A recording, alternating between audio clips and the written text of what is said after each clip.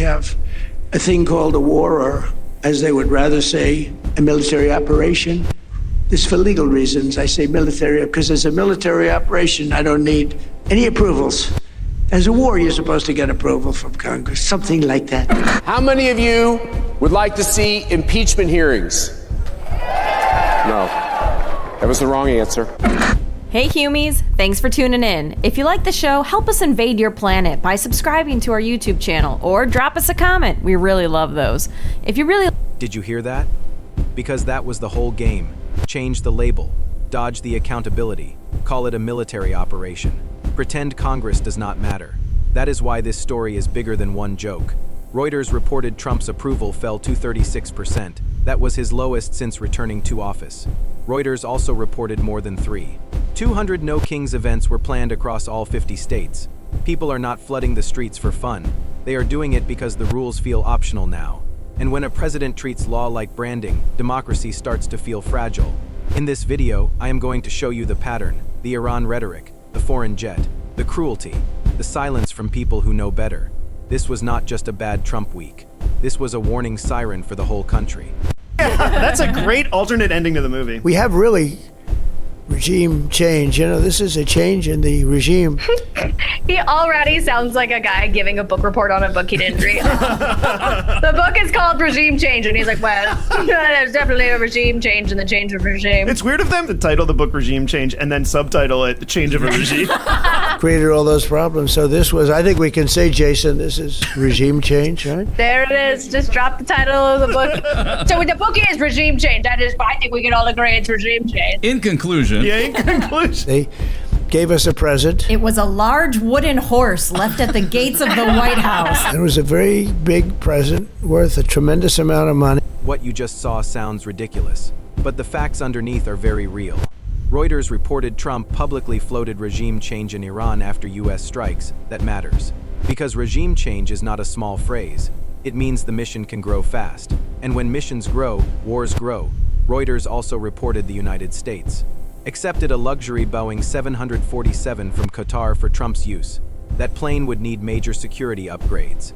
Experts warned the costs could be enormous. Legal experts also raised questions about foreign gifts and influence. Here is what they are not telling you. These two stories are connected.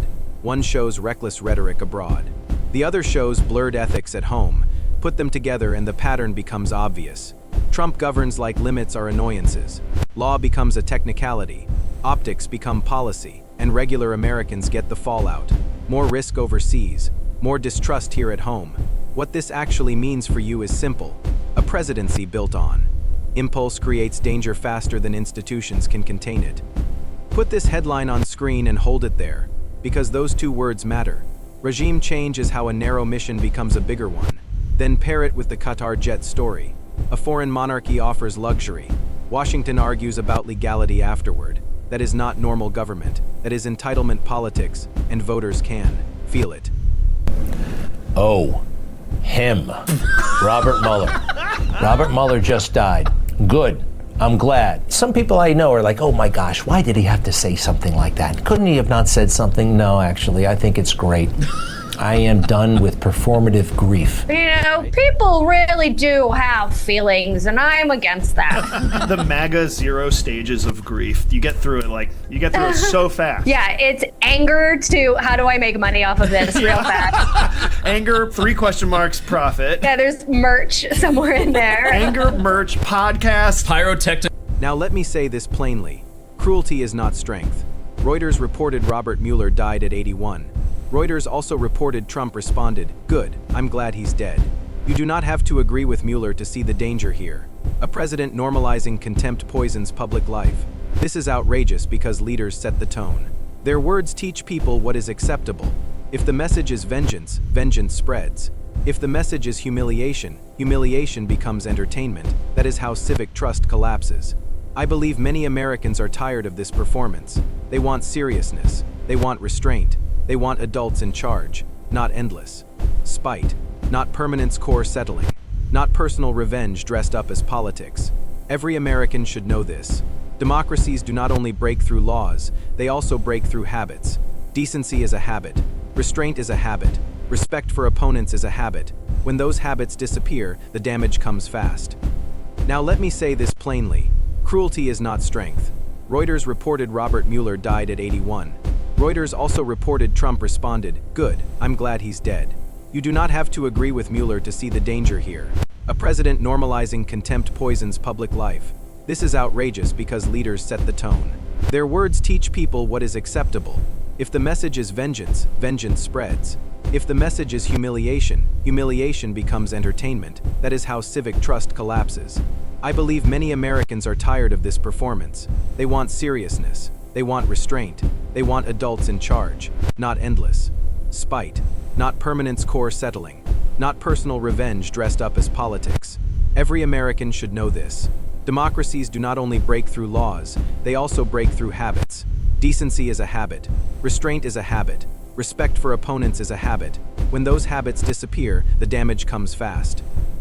For the last year and a few months, there are really good people in the Senate on both sides of the aisle. And Who are you talking about? I have these private conversations with my colleagues about what's wrong. Spill the tea. But they're afraid or unwilling to say these things publicly. Just tell us who! If you're saying that the problem is Republicans won't be public about the things they're saying privately, you're on television right now. You're the problem then. It's also worse to be saying that there's this whole like good side that we're just not seeing. Yeah. That last clip is the whole problem. Too many people whisper the truth.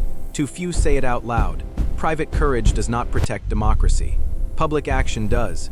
A P reported large crowds joined No Kings demonstrations because they fear authoritarian drift, disregard for law, and assaults on democratic norms that should chill every American. Because the warning signs are no longer subtle. When war becomes a word game, we are in danger. When a foreign luxury jet gets normalized, we are in danger. When cruelty becomes applause lines, we are in danger. And when lawmakers know better but stay quiet, the people have to get louder. That is the real story here. This is not just about Trump.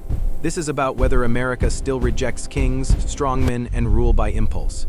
I believe millions of Americans are answering that question right now, in the streets, at town halls, at the ballot box. Stay engaged, stay loud, stay factual, and never let anyone tell you silence is patriotism. We have a thing called a war, or as they would rather say, a military operation. This for legal reasons, I say. If this video opened your eyes, hit that subscribe button right now, because this story is just getting started and I cover it every single day. Don't miss what's coming next.